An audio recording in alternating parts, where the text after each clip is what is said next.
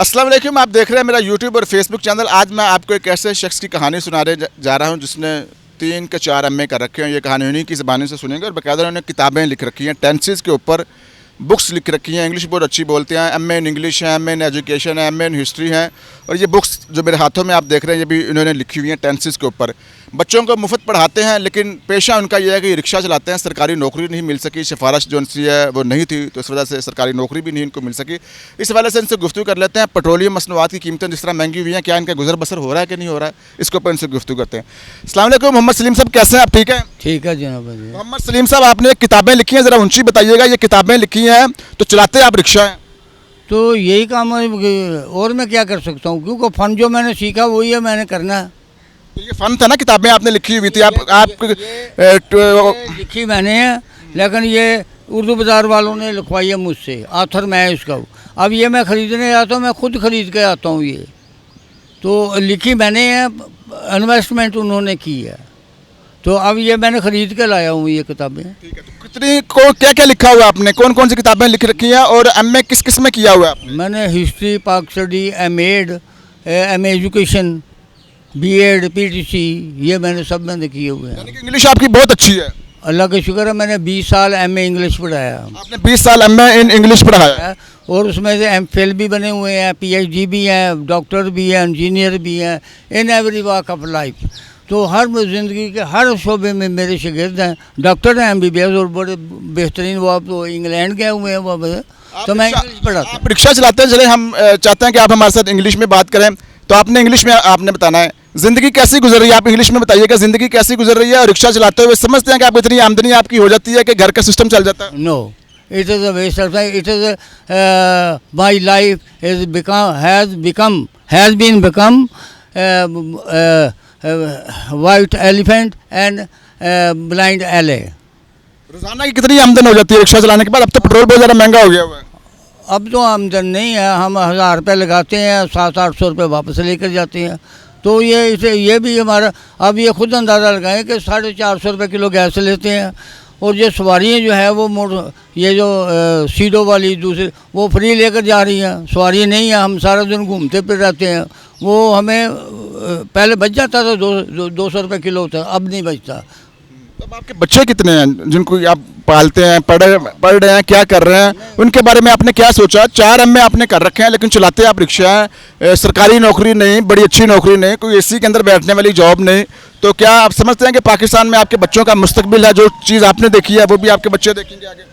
तो ये लाइफ इसी को कहती है।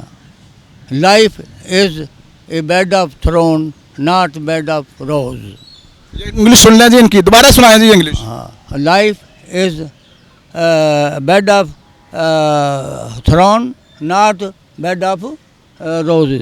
इसका तर्जमा भी आप बताएं जरा हमारे सुनने वाले। जिंदगी फूलों का बिस्तर नहीं है। हाँ, कांटों का बिस्तर है। जिंदगी फूलों का बिस्तर नहीं है, कांचों का बिस्तर। जबरदस्त हो गया। That is why we should face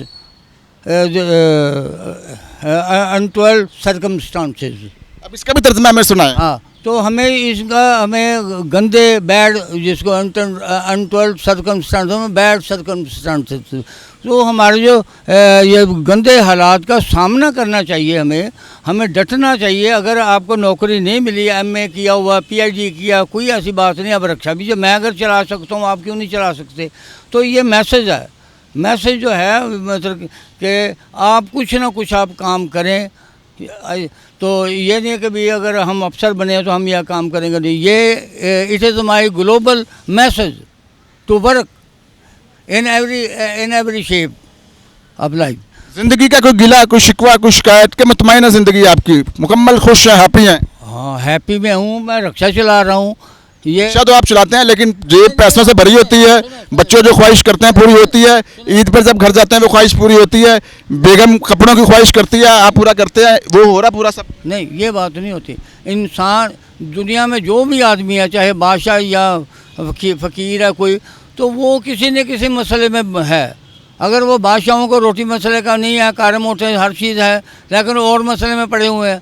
मैं अपनी ज़िंदगी पर मैं मुतमिन हूँ। मैंने जो इन्वेस्टमेंट किया है वो मैंने एजुकेशन पर किया है, मैंने कोई मंशियात पर नहीं मैंने किया, ना मैंने कोई लोगों से वोट खरीदने पर मैंने लगाया, या मैंने जो 2 नंबर काम करने पर तो नहीं लगाया। मैं मुतमिन हूँ, मैंने तालीम पर दिया। खूबसूरत बात की है। आपकी बच्चों की बात हो रही थी, बच्चे क्या करते हैं, बच्चों को क्या करवा रहे हैं? Optimistic not pessimistic. बच्चों को क्या करवा रहे हैं, बच्चे पढ़ रहे हैं, क्या करते हैं, क्या उनको मैंने काम पर क्या काम करवा रहे हैं? वो एक बच्चा मेरा वो कारों का हेड का मिस्त्री है, हेड का काम करता है वो। एक सेलमैन है, जूतों की दुकान पर है। एक जो है वो उनको एसी का काम सिखाया हुआ। टेक्निकल एजुकेशन जो है वही आपको कामयाब कर सकती है, नो के वर्बल एजुकेशन। तो ये भी आपको बता देता हूँ, ये आपको ये जो अभी मैं आपको बता रहा हूँ ये ग्लोबल मेरा मैसेज है, और ग्लोबल क्वेश्चन मैं करता हूँ कि दुनिया, ये हमारे पाकिस्तान में कोई मुझे एक मकान या दुकान बता दें जिन्होंने नौकरी से पैसे इकट्ठे करके उन्होंने किए हो। ये तमाम टेक्निकलों के मकान बने हुए हैं और टेक्निकलों के ये दुकानें वगैरह बनी हुई, जितनी फैक्ट्री बनी हुई है सारे टेक्निकल। तो ये नवाज शरीफ, शहबाज शरीफ ये टेक्निकल थे, इनकी बेस क्या थी, टेक्निकल थी। अब क्या बेस थी? वो यानी उनके फैक्ट्री का ऑनर नहीं, फैक्ट्री थे ये यानी को कोयला खपत पर इनमें बहुत बड़ी फैक्ट्री। ये टेक्निकल तौर पर वो अमीर हुए हैं। ये यानी कि आपको तो नहीं जानता कि उन्होंने क्या किया। जब इसको ये टेक्निकली आदमी है ये, और ये पाकिस्तान को अनएम्प्लॉयमेंट से निकाल सकते हैं। ये दोनों भाई जो हैं ये टेक्निकली तौर पर ये इसकी इम्पोर्टेंस को वो समझते हैं कि टेक्निकल क्या चीज़ है। मुझे ये समझ नहीं आती कि ये क्यों नहीं हो रहा कि पाकिस्तान में जब वो जो हमारे जो वज़ीर आज़म या मतलब जो भी हमारे है वो टेक्निकली है। ठीक है। अब आप मुझे ये बताएं कि जिसने पेट्रोल महंगा 414 रुपये का, आप खुश हैं? नहीं शुक्र, ये खुशी वाली ये तो बात ही नहीं है। आप खुद अंदाज़ा लगा लें कि ये क्या हो रहा है। अब ये वो बात तो नहीं। अब वो जो कारों वाले हैं वो मोटरसाइकिलों पर आ गए, मोटरसाइकिल वाले साइकिलों पर आएंगे, साइकिल वाले जो पैदल पर आएंगे। ये तो up down, it is source of income. ये जो तमाम जो चीज़ें उन्होंने किए हुए, फिर इनके जो कट जो हैं वो बहुत दूर दूर के यू टर्न बनाए हुए हैं, वो ओवर ब्रिज बनाए हुए हैं, ये बड़े बड़े। तो वो जो पेट्रोल है वो ज़्यादा लगेगा, और ये भी लोगों को नुकसान दे दिया जा रहा है। हुकूमत से कोई आखिरी ख्वाहिश, कोई अपील, कोई मैसेज, कोई पैगाम, कोई मदद? हाँ, ये मदद उन्होंने क्या, नवाज शरीफ, शहबाज शरीफ ने वादा किया था मकान बना देने का, लेकिन उन्होंने अभी तक वो अपना वादा पूरा नहीं किया। उन्होंने नौकरी अब वो क्या देंगे। अब मैंने कहा था कि आप मुझे प्रोफेसर बनाए, चाहे एक दिन का ही बना दें, तो इन्होंने नहीं बनाया। नहीं बनाते तो चलो 2 मरले का मकान ही मुझे दे देते। इन्होंने माना हम देंगे, लेकिन अभी तक उन्होंने नहीं दिया। तो ये हालांकि मकान दे दे, मैं कर इस दुनिया से अगली दुनिया में लेकर जाना। तो अगर उन्होंने नहीं दिया तो इधर ही रह जाएगा, ये भी नहीं लेकर जाएंगे तो ना मैंने लेकर जाना। ये है कि हमने सिर्फ रहना था, तो ये कुछ नहीं कर सकते, इतना ही कर सकते 2 मरले का मकान ही मुझे दे दें। ये कौन सी कोई बड़ी बात है। ये बादशाहों के लिए कोई अगर मैं स्पोर्ट्स में होता तो फिर मुझे एक में तीर फेंक देता तो मैं 50 करोड़ रुपये मुझे मिल जाता। तो ये लोग जो है ना, इनकी थिंकिंग ही गलत है। गलत क्या, जो तालीम में जो अव्वल जा रहा है उसको देंगे 2-3 हज़ार रुपया, 4 हज़ार रुपया, वो रखेगा किराया आने जाने का। जिन्होंने तीर फेंकना उसको 50 करोड़ रुपये देंगे। तो मुझे ये समझ रहे थे ऐसा फिर मुल्क तरक्की कैसे करेगा जो स्पोर्ट्स पर पैसे इतने लगा रहे हैं, उनको इतना दे रहे हैं, जो तालीम में जो इतना कुछ कर रहे हैं उसको उन्होंने वैसे किया, या मतरई माँ वाला वो उन्होंने क्या हुआ। आपका मौक़िफ़ आ गया, ये पकड़ लें। मोहम्मद सलीम साहब थे, जिनकी आपने गुफ्तगू सुनी, 4 MA कर रखे हैं, रिक्शा चलाते हैं, ज़िंदगी से मुतमईन है। सवाल मैंने इनसे ये पूछा था कि कोई गिला, कोई शिकवा, शिकायत, कहते हैं भाईजान मैं कोई मंशियात का कारोबार नहीं करता, कोई मंशियात सप्लाई नहीं करता, मुझे किसी से गिला। तालीम पर पैसे लगाए हैं, और ख्वाहिश ये थी कि प्रोफेसर होता है। हुकूमत से अपील भी की थी, लेकिन हुकूमत ने नहीं सुनी। इस चीज़ का गिला रहेगा, इस चीज़ का शिकवा रहेगा।